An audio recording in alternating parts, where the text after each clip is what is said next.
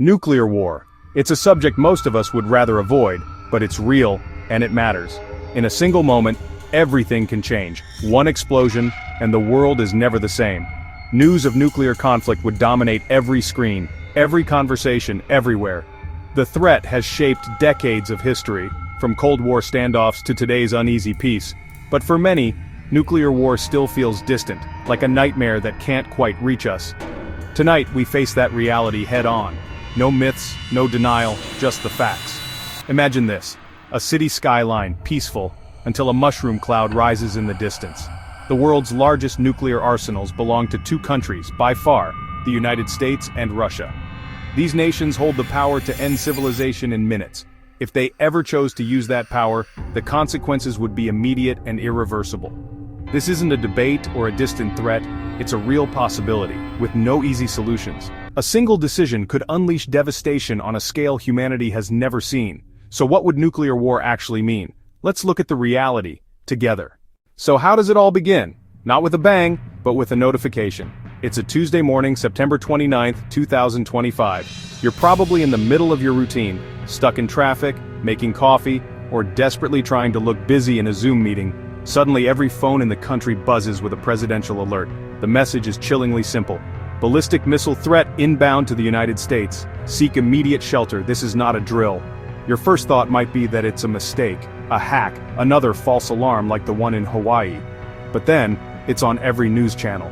A grim-faced anchor confirms the unthinkable. The missiles are in the air. They will arrive in under 30 minutes. What happens next is pure, unadulterated chaos.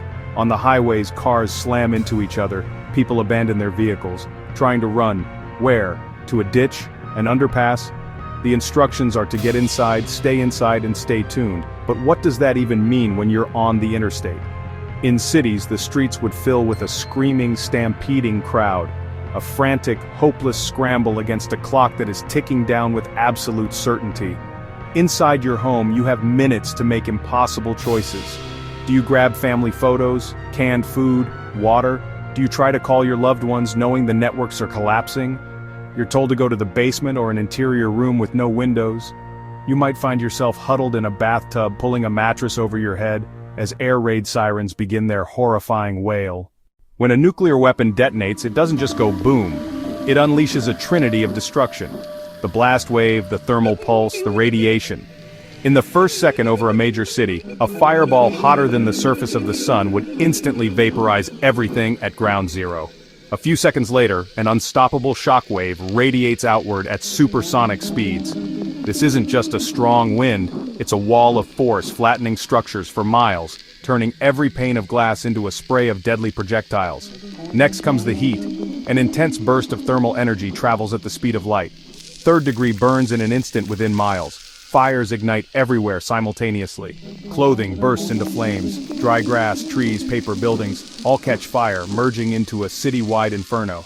A firestorm forms, creating its own winds up to 100 miles per hour, cooking everything and consuming oxygen. Survival, even underground, becomes nearly impossible. Finally, the invisible killer, radiation. A pulse of gamma rays and neutrons delivers lethal doses to anyone unprotected within a couple of miles. The blast sucks up dirt and debris, makes it radioactive and lofts it into the atmosphere. The fallout travels hundreds, even thousands of miles before settling like toxic, gritty snow on land, water, buildings, people. It can't be seen, smelled, or tasted, but exposure is deadly. The country becomes laced with contaminated zones. For an average person, if the blast doesn't kill you, fire might. And if you survive both, a poisonous rain awaits. Imagine waking up the day after the bombs fell. Assuming you were far from a major target and had shelter, the world would be unrecognizable. Forget commuting to work, grabbing a coffee, or scrolling through social media. The entire infrastructure is gone. The power grid fried, not just from blasts, but EMP. No electricity, no lights, refrigeration, internet, television, or phones. Every device is a brick. Your home, once a sanctuary, is now a prison, open to elements and radioactive dust. You can't turn on a tap.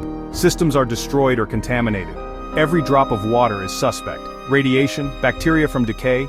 Your pantry becomes a finite resource. The rhythm of life resets to the pale sun in a dusty sky. The silence is broken only by the wind, and perhaps other survivors.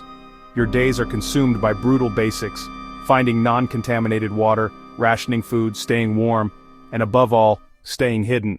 Community gives way to fear and suspicion. In the weeks and months after, shock gives way to slow horror. Everyone searches for clean water, safe food, basic health. With treatment plants destroyed and reservoirs contaminated, finding safe water is nearly impossible. Rivers become radioactive soup, rain brings fallout. Forced to drink suspect water, outbreaks follow, cholera, dysentery, typhoid, alongside radiation poisoning. Food disappears fast, stores stripped in days. No trucks, no trains, no planes. The system is gone. Agriculture collapses, crops coated in fallout, temperatures plunge, livestock dies, basement cans are a lifeline, but not for long. Starvation looms. Modern healthcare ceases, hospitals destroyed or powerless ruins.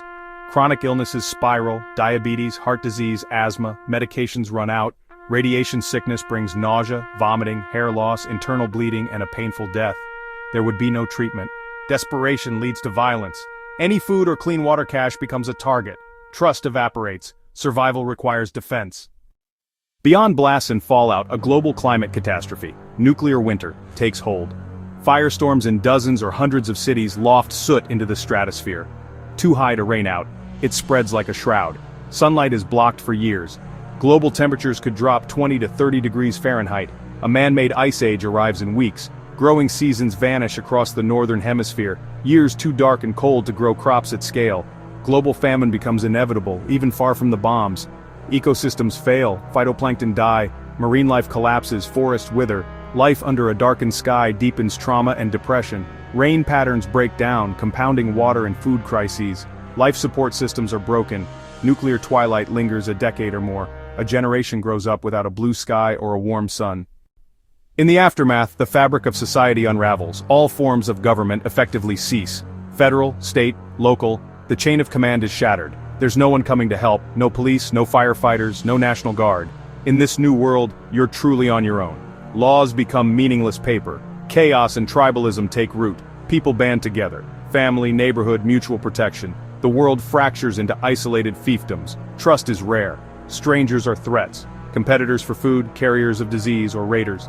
Money is worthless. The new currency is essentials. Canned food, clean water, antibiotics, batteries, fuel, ammunition. Barter is dangerous. Every transaction risks violence.